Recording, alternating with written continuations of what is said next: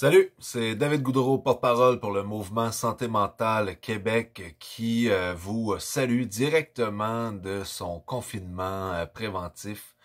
Car prendre soin de sa tête, c'est aussi prendre soin de son corps et de son réseau social en n'allant pas les mettre en danger ou se mettre en danger lorsque on a été exposé de plus ou moins près à ce maudit virus qui ne finit plus de nous pourrir la vie, de nous craquer l'anxiété, de nous déprimer le temps des fêtes, mais nous en viendrons à bout, nous y croyons, l'espoir est à nos portes et on va s'en sortir ensemble. Ça va aller. Je sais pas si ça va bien aller, ça va aller, ça va y aller, on va finir par y aller dans ce bout du tunnel.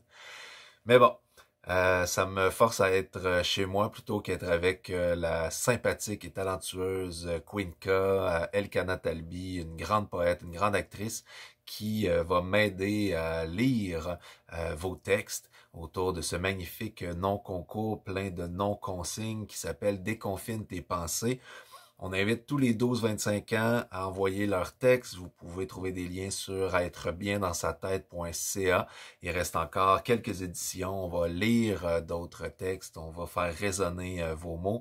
Et j'ai la chance d'ouvrir le bal cette fois-ci pour notre troisième édition quand même. Pour la troisième édition avec un texte que je vais lire en entier. Car on l'avait lu en partie lors du dernier rendez-vous. Malheureusement, il y a une feuille qui s'était envolée en cours de route, donc on n'avait pas pu aller jusqu'au bout du texte de Camille, une élève de troisième année du secondaire, donc de troisième secondaire plutôt. Je sais pas si on dit troisième année de secondaire. Secondaire 3, hein? Camille, secondaire 3, qui a écrit un excellent texte qui s'appelle « Si j'avais su » et qui mérite bien d'être lu en entier, donc on va se lancer avec ça. Si on m'avait dit, il y a quelques années, que tout cela arriverait en 2020, je rigolerais bien. D'une météorite à la Troisième Guerre mondiale à un bol de soupe qui cause une pandémie et la panique générale. Ça nous a juste pris 20 ans pour gâcher le nouveau millénaire. Mais ne t'inquiète pas, moi du passé, tu trouveras du plaisir quand même durant cet apocalypse. Commençons par fêter le début de l'année. Le nouvel an apportera avec lui une menace spatiale et tout le monde pensera que le pire était passé. Puis, il y aura les feux en Australie. Presque tous les koalas seront partis en bouillie. Et puis, le clou du spectacle arrivera. Nos chers amis les animaux se vengeront de toutes ces années et transmettront une maladie aux gentils humains en Asie. Résultat immonde, confinement de 6 mois pour tout le monde. Il faut le voir positivement tout de même. Les enfants n'auront plus d'école. En Italie, les dauphins reviendront. Puis, le virus aura débarrassé des proches conservateurs de plusieurs personnes. Wow! Malheureusement, ces arguments ne font pas le poids face aux hôpitaux engorgés, aux familles endeuillées et endettées et à la crise économique, conséquence de toute cette panique. Mais finalement, le confinement ne sera pas trop important pour toi, ancienne moi. La quarantaine mondiale se résumerait à te réveiller à midi, à jouer aux jeux vidéo et à investir tout l'argent de tes parents dans des sachets ramen 2 minutes.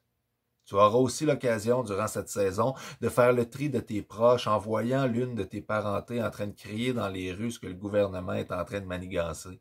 En parlant de manifestants, ils deviendront vite agaçants chaque samedi alors que tu travailles pour gagner de quoi t'acheter l'ordi dont tu as tant rêvé. Tu ne verras également plus tes parents étant des travailleurs essentiels qui disparaîtront tôt le matin avant que tu ne puisses leur donner un câlin. Finalement, le confinement, c'est une longue période d'hibernation qui a développé en toi une grande dépression. C'est un saut dans le grand bain pour nous autres, petits bambins. Quoi qu'il puisse arriver, tu seras mieux préparé pour l'affronter. Merci Camille. Un texte puissant, troublant par moments, mais bien écrit et qui porte à réfléchir et qui porte son lot d'espoir, surtout malgré tout. Alors, espérons fort et espérons qu'on pourra vous lire encore longtemps. N'oubliez pas, le non-concours Déconfine tes pensées, ça continue et on découvre plusieurs puissants textes grâce à la lecture d'Elkana Talbi que voici. Salut David! Alors, oui, ben écoute, c'est bien de se confiner par prévention pour éviter la propagation de ce méchant virus. Alors, je prends le flambeau de la parole et je continue cette belle lecture avec Daphné. Oh non, c'est pas Daphné son nom, tu vois? Danae. Danae. Alors, Danae, secondaire 1, Sherbrooke. Danae, voici le texte qu'elle nous a écrit. Préadolescente, attendant la fin de son primaire, profita d'un congé ne pensant pas devenir téméraire. Resta clouée chez elle à essayer de trouver quoi y faire. À force de chercher et devenant autoritaire, sa mère lui proposa de devenir camérière. Apprendre était aussi un choix obligé. Lire, écrire, travailler, ces trois verbes devenaient lire, écrire, travailler, ces trois verbes devaient être procédés. Nouvellement, les Zooms et les FaceTime s'étaient manifestés. Voyant sa professeure fatiguée et ses camarades de classe décoiffés, la jeune femme regardait à la télé le ministre du Québec exprimer son vœu le plus cher, que les Québécois puissent se rassembler. Tranquillement, le soleil se montra des nuages sombres du confinement. Enfin libre, elle pouvait profiter de ce magnifique printemps. Mais avec qui pouvait-elle le partager autre que ses parents? Elle et ses amis continuaient à se promettre qu'ils se verraient dans peu de temps. Étonnamment, adora son été, toutefois vigilant. Voilà, un nouveau chapitre scolaire a commencé. C'est terminé, avait-elle espéré. Mais en fait, tout avait changé. Danae, secondaire 1, collège Mont Notre-Dame, Sherbrooke. Bravo, Danae. Il y avait du rythme. On aime ça, hein? Alors, on continue avec Justin, 14 ans, de Saint-Ambroise. La COVID-19. Vivre ou mourir, les deux ne sont pas un désir. La COVID-19, présentement, pas de soulagement. Franchement, je suis mécontent qu'il n'ait pas réagi plus rapidement. Rester chez nous nous rend fous. Regarde ton sel, encore la COVID. Regarde la télé, la COVID. Regarde ton ordi, encore la COVID. Je ne veux pas qu'on oublie. Je veux simplement avoir une vie. Ah, et puis Noël. On peut dire que ce ne sera pas un cadeau. Les festivités ne sont plus à la télé. On ne voit que nos aînés mourir sans même pouvoir rien dire. En général, ça va mal. 2020 mérite juste un coup de poing.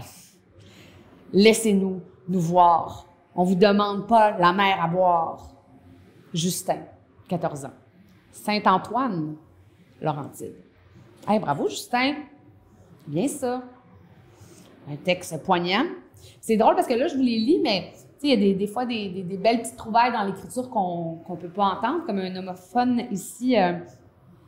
Laissez-nous nous voir. On ne vous demande pas la mer à boire, mais il y a écrit mer aussi comme mer, M-E-R-E. C'est des beautés dans le texte, des fois, qu'on peut avoir accès quand on lit. Alors, on continue avec Marine. Marine qui nous vient de Longueuil, 15 ans. J'ai l'impression que tout s'était effondré. Ma vie d'avant, qui maintenant me semble heureuse, avait disparu. Je ne voyais plus mes amis. Je restais enfermée dans ma chambre, travaillant dans mes cahiers, me demandant combien longtemps cette isolation allait durer. La situation familiale, qui n'a jamais été facile, a empiré. Je me sentais seule. J'avais le goût de disparaître. J'ai fait face à ce mur immense, ce mur qui empêche de dormir, ce mur qui t'empêche de travailler, de respirer. Mes nuits se résument à réfléchir, à pleurer et encore réfléchir. Jusqu'au moment où j'écris ce texte, rien n'a changé. C'est devenu une habitude d'aller à l'école, sourire et de dire « je vais bien ». Alors qu'à l'intérieur, personne ne voyait ce qui se passait. Pour toutes les personnes vivant cette situation, sachez que vous n'êtes pas seuls et je vous en supplie, parlez-en, confiez-vous. Et puis, notre plus grand défi pour les prochaines années est l'environnement. Ce serait tout un défi de préserver notre belle planète, n'est-ce pas? Vous n'aimeriez pas ça que vos futurs enfants, petits-enfants vivent une vie paisible sans se soucier. Ah, je vais la reprendre parce qu'elle l'avait fait en question. Vous n'aimeriez pas ça que vos futurs enfants, petits-enfants vivent une vie paisible sans se soucier de l'état de notre Terre se dégradant petit à petit? Ou est-ce vraiment ce que vous voulez? Ne voudriez-vous pas continuer à admirer ces magnifiques patrimoines naturels? Vous évader dans un champ vert et respirer l'air pur? Pensez-y bien. Si chacun de nous faisait ne serait-ce qu'une seule action éco-responsable, comme gérer sa consommation d'eau et d'électricité, prioriser les contenants réutilisables et les transports en commun, nous ferions un énorme progrès. Et s'il vous plaît, n'accusez pas un pays ou une génération quelconque de polluer plus que d'autres. Ne rejetez pas la faute sur les autres parce que ceci est un enjeu mondial. Tout le monde, sans exception, pollue. Alors, s'il vous plaît, ne perdons plus de temps. Nous avons une planète à sauver. Marine, 15 ans à Longueuil. Bravo, Marine! Écoute, moi, je te dis ça comme ça, là, mais la politique, l'engagement, le militantisme, ah, il y a pas mal de choses là-dedans. Bravo, yes! Donc, on déconfine nos esprits, puis on se déconfine pour aider la planète aussi, là. Tu sais, on va vers les autres, puis on s'aide, là. On déconfine nos esprits, là. Fait que les idées qu'on avait avant, mettons, là, on les laisse partir, puis oui, on se prend en main. Super! Alors, on continue avec Renata, 15 ans, de Longueuil aussi. Je ne sais pas si... Peut-être qu'ils vont à la même école, on ne sait pas. Alors, cette lettre s'adresse à Renata 2 mois avant le confinement. Cette jeune fille de 14 ans qui ne réalise pas la chance qu'elle a de vivre à ce moment-là. Je veux que les mots de cette lettre changent comme par magie la façon comment cette adolescente voit la vie. Chère Renata, regarde autour de toi. Apprécie tout ce que tu as et ce que tu n'as pas. Épanouis-toi dans ce monde merveilleux, car dans peu de temps, rien ne sera comme avant. Le cœur brisé, tu seras, mais forte, tu resteras. Observe et réalise à quel point nous avons tous un impact sur les autres et à quel point nous sommes interdépendants les uns des autres. Vis comme s'il n'y avait pas de lendemain, car un jour, ce sera ce lendemain et rien ne sera comme avant. Je veux que tu vives ta vie à son potentiel, que tu te rendes compte que tes soucis à ce moment n'ont aucune importance. Alors, ne t'en fais pas. Pour la dernière fois, je te répète les mots suivants. Profite de tout ce que tu as. T'as raison, Renata. Faut qu'on profite de tout ce qu'on a. Ah, c'est super. Vraiment des beaux textes, pleins d'espoir, mais en même temps de lucidité. Là. Vous êtes touchants. Merci de nous partager ça. On continue avec Alex, 18 ans, Montréal. La pomme de Pandore. Le vent souffle, souffle, la trempette rouge de mes doigts s'encend. Ce témoin de froid, de joie et de cet oubli d'un souvenir m'ayant échappé me chatouille, chatouille qu'au creux de la paume. De cette encre se libèrent des cercles autour des portes de mon âme, devenant les cages de tout ce qu'elle a vu passer. Ces filtres barreaux m'empêchent d'accéder aux souvenirs dont je souhaite faire rencontre en promenade de mon esprit. Je suis branche tremblante, m'approchant de ce pommier dictionnaire de moi-même. Je croche Macintosh en admiration peut-être. Brown, Coltland et la Pink Lady embobinent soigneusement leurs tiges autour de mon corps, me tirant jusqu'à cette assemblée pommienne, témoin de ces années vécues. S'ajoute Gala, m'aspirant vers elle par sa voix déesse, alors que le crayon levant de ma tête ne cherche qu'à s'enfoncer tranquillement dans ses scènes volontairement cachées. Inspiration, Expiration, souffle, souffle, quand j'écris, les nuages de ma tête se poussent. Assoiffée de cette connaissance, j'extrais d'une dent le pigment d'une de ces maintenant blanches pommes. Substance chaude emprunte tous les chemins de mon cerveau, comme l'ancien propriétaire de mes inquiétudes et de cette peine que j'avais mis dans cette boîte sucrée, souhaitant le déménager. En duo, un éclair jaillit et Macintosh de sa feuille efface les cercles emprisonnant toute réflexion du passé. De quelques coups s'éjecte du bout de mon crayon le jaune, habillant auparavant le fruit croqué. De ce jus se crée une marée dans laquelle je crains l'exploration.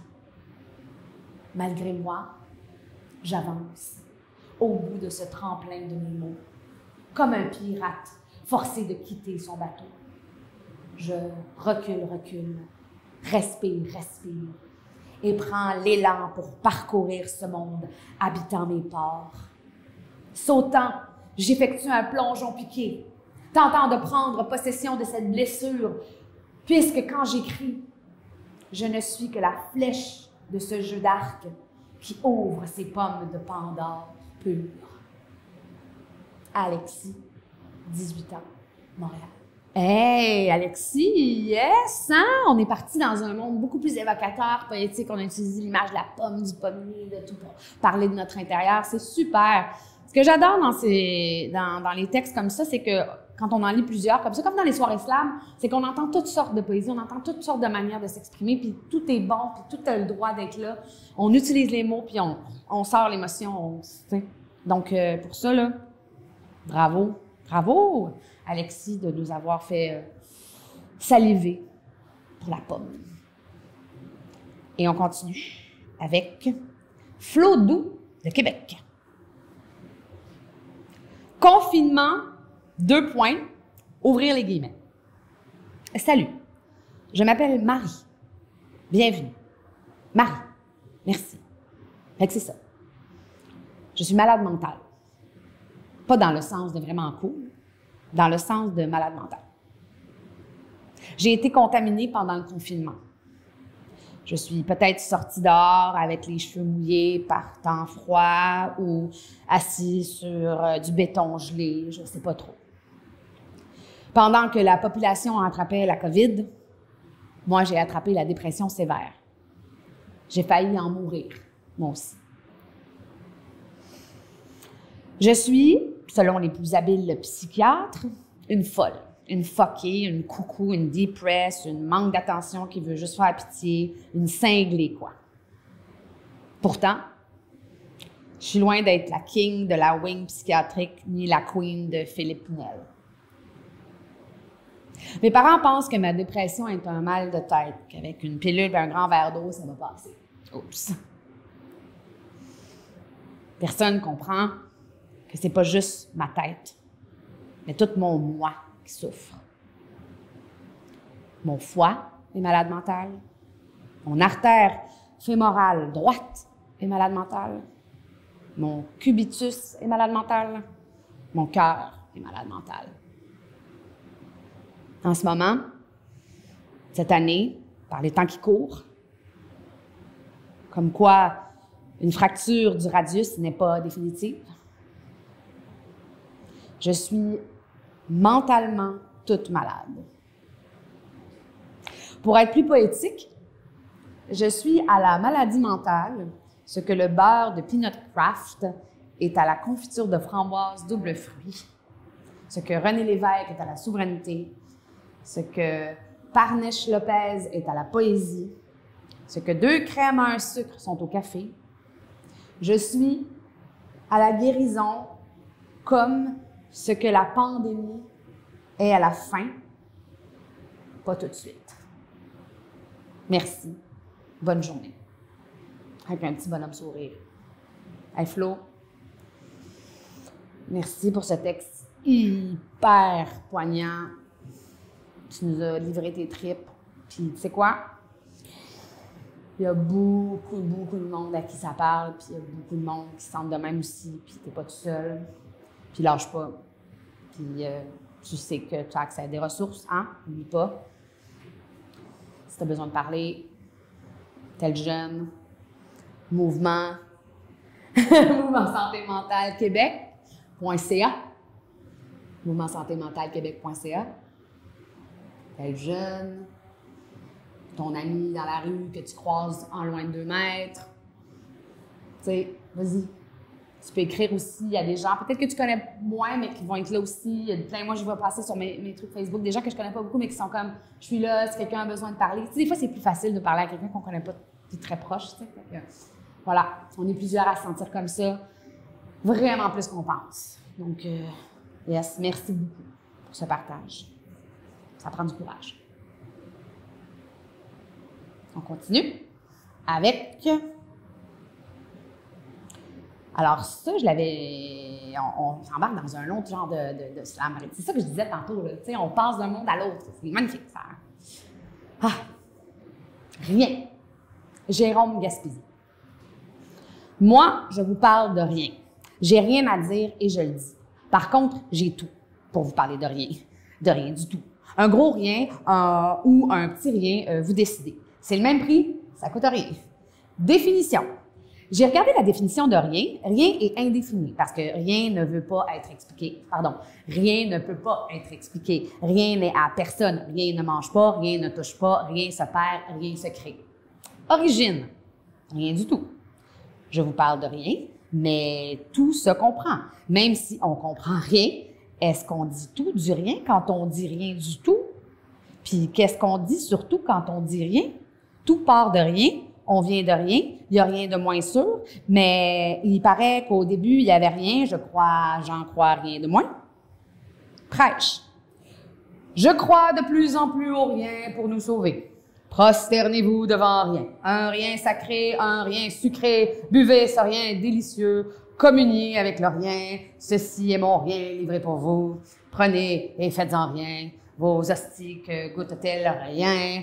Multiplions le rien ensemble au nom du rien et du Saint-Rien. Mes enfants, chantez avec moi le rien. Non, rien de rien, non, je ne regrette rien. And nothing else matters. Allez en paix et ne faites rien, mais faites le bien.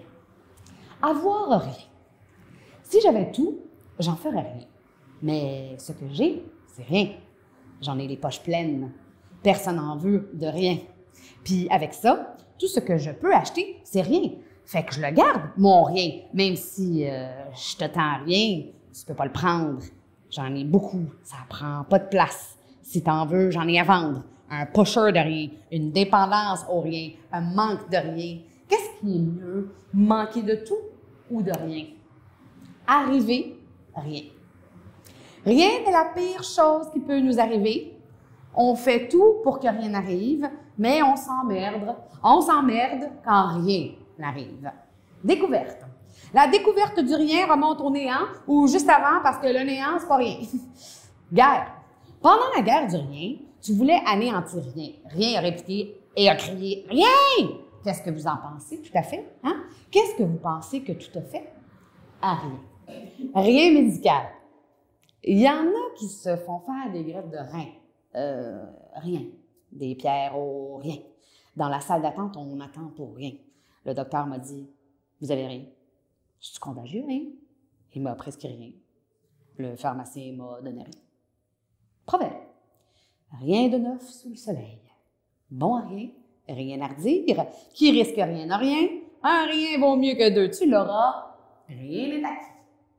Pour en finir avec rien, rien est toujours négatif, tout est positif. Aussitôt que tu as quelque chose, c'est plus que rien, c'est mieux que rien, même quand tu as 3 fois rien. Recherchez le rien. J'ai essayé de trouver rien, mais j'ai trouvé tout sur rien. Dans sa forme originale, rien ne se trouve pas. Rien ne peut pas être là. Tout est à la place. Puis même si on change tout de place, ça change rien à rien. Votez pour rien. Tous les politiciens vous disent rien, mais ils ne l'assument pas. Même qu'ils promettent tout.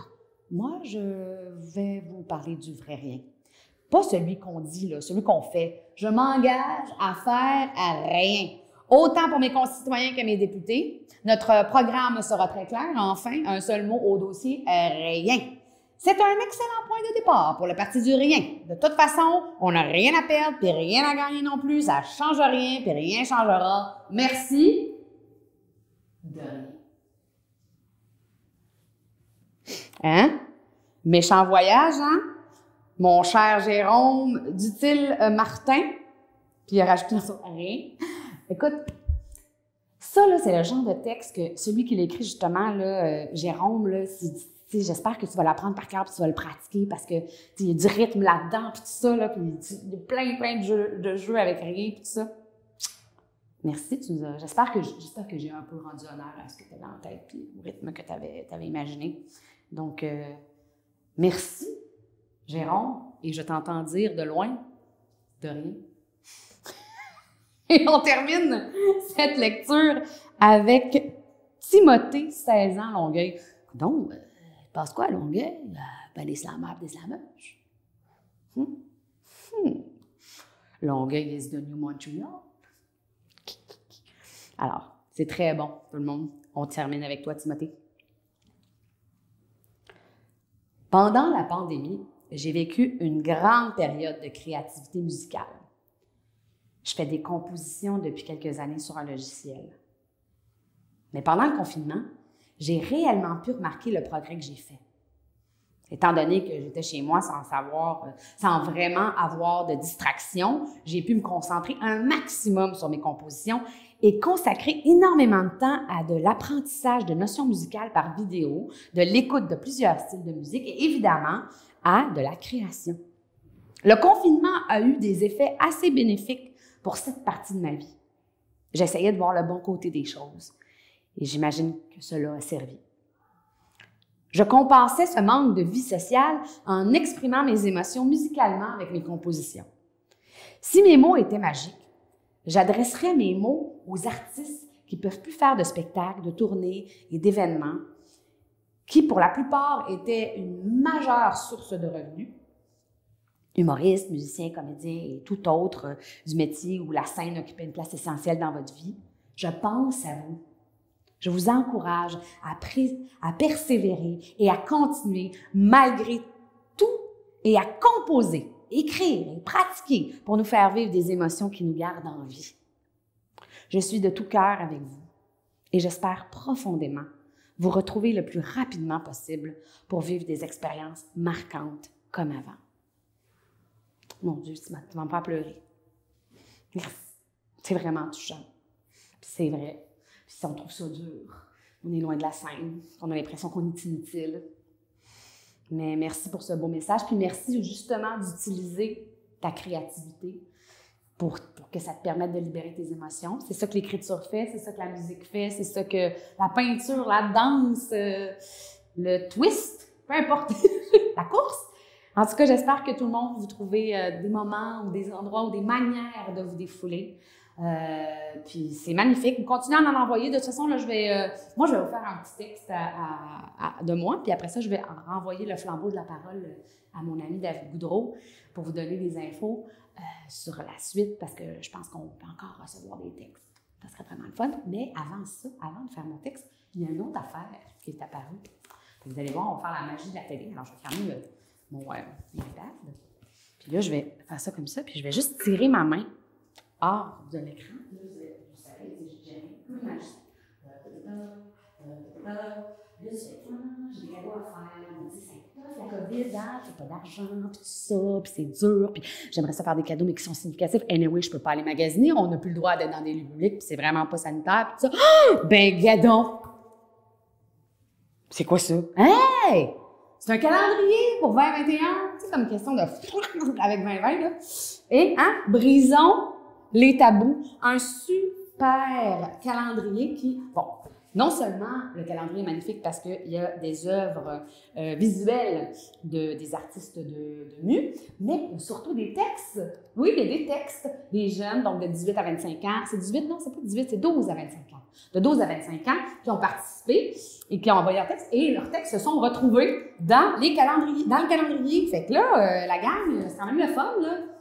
Tu sais, t'as ton calendrier, t'as des belles images, tu peux rentrer des belles informations de cette nouvelle année qui sera, ma foi, je l'espère, mieux que celle qu'on vient de passer. Puis en plus de ça, t'as la chance de lire des poèmes des gens qui ont écrit leur poésie pour mouvementsantéquebec.ca pour le concours, pas concours, confiné. Déconfine ton esprit. Santé dans ta tête, pas juste dans ton corps. Et là, santé dans ton calendrier. Tu sais, franchement. Fait que va sur le site, David va donner les infos tantôt, puis commande-en un. Puis en plus, c'est fait au Québec. Mettons, je pense que c'est pas difficile. On a tous besoin d'un calendrier. Les téléphones, tout ça, c'est pas... Voilà. Je vais prendre une petite gorgée d'eau. Pour le corps et pour la tête. Mais surtout pour le slam. Parce que oui, je vais vous faire un texte. Là, je vais essayer de pas trop le faire fort, mais j'ai tendance à faire mes textes forts quand c'est les miens. Fait que tu me diras si jamais tout va bien. Tu sais, j'ai pas connu les cris, les coups, la peur quand ça frappe sur la peau ou à la porte. J'ai pas connu ce que j'ai écrit parce que chez nous, quand on tombe, il y a toujours quelqu'un qui nous rattrape. Mais tu fais quoi quand tes bras sont trop petits pour donner des coups? Que tu en reçois des gros, beaucoup? Qu'on prend ton innocence sous le prétexte d'un jeu? Personne n'aime jouer à des jeux silencieux. Tu fais quoi? Quand un matin sur deux, il n'y a rien à mettre sur tes toasts, qu'il y a juste de la bière dans le frigo pour mouiller tes Cheerios, ben tu dis rien. C'est mieux. Tu préfères rester le ventre creux que de manger sa main parce que tu sais que l'autre, il risque de la faire manger avant demain. Tu as la paupière qui s'affole, l'angoisse au fond des yeux, mais tu pars quand même à l'école. Puis pour éviter d'attirer l'attention, tu mets ta face de grand public. Mais c'est dur de ne pas jouer faux quand personne t'a montré la partition, car faire semblant que tout va bien à la maison, t'écoutes tes examens, les points que tu oublies d'écrire sont déjà imprimés sur tes côtes. Sache qu'il y a des ponctuations qui ne sont pas de ta faute. Sur ta feuille, il y a que des majuscules, parce que chez toi, quand on est petit, c'est qu'on n'a pas le choix d'être grand. Et c'est simplement dans le silence de la classe que ta mine peut crier ce que tu as en dedans. Parfois, tu voudrais te servir de ton crayon, comme le soleil l'été perce la peau de ses rayons. Mais là où toi et moi, on est pareil, c'est que même si tu es rempli de rage, tu as décidé de ne pas faire comme lui ou comme elle. Tu as décidé de ne pas donner raison à l'adage, car il arrive qu'une fois tombée, la pomme roule très loin du pommier. Tu n'as pas pris le chemin facile, celui que démontrent les études. Le couteau est resté un ustensile. Tu as combattu l'incertitude, le doute, les montées de haine qui t'ont suivi comme une ombre. Tu t'es construit un royaume où c'est toi la reine et t'invites qui tu veux dans ta chambre. Ton combat a été ardu et même si ta réussite est héroïque, elle reste discrète, sans tambour, ni trompette, sans couverture de magazine, sans que tout le monde en parle. Et tantôt, ce sera toi le parent, la main qui rassure, le lait sur les céréales trop dur. Tantôt, tu feras ce que eux n'ont pas pu faire pour toi. Et comme tous ces héros silencieux, tu feras rimer le mot enfance avec amour, maison, douceur, confiance, pour qu'un jour ton enfant puisse dire « Tu sais, moi j'ai pas connu les cris, les coups, la peur quand ça frappe sur la peau ou à la porte.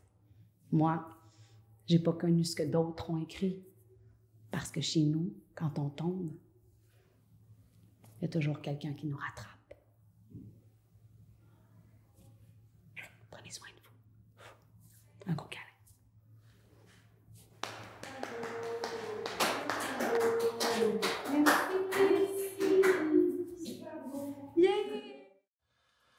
Merci Elkana pour ces lectures que tu as su faire résonner. On espère en avoir d'autres de vos textes dans ce concours, non-concours en fait. Les seuls gagnants sont tous ceux qui se donnent la peine de s'exprimer et tous ceux qui ont la chance de vous écouter, toutes celles qui vont recevoir vos mots grâce aux prochaines lectures. Donc n'hésitez pas à regarder les liens à l'écran ou notez-les au creux de votre âme. Êtrebiendansatête.ca, le site du Mouvement Santé Mentale Québec pour plus d'infos avec des astuces pour prendre soin de soi, pour développer de bonnes de bonnes habitudes, dis-je, pour prendre soin de sa tête. Et moi, je vous laisse avec un dernier texte, celui-ci de Jovan, 22 ans, COVID-19, la guerre des tranchées. Au début, je croyais que c'était juste une phase, éphémère, que ça allait bien aller, tel un farfadet qui comptait sur son arc-en-ciel bien-aimé. Mais comprendre le sens de la réalité, ne plus dormir à force d'entendre ta famille écouter TVA Nouvelles 24 heures sur 24 pour mieux se rabattir, accalmir la tempête qui sommeillait en moi et le chaos était malheureusement déjà là. La réanimation de la stupidité humaine a été prouvée pendant cette pandémie. Salut les covidios!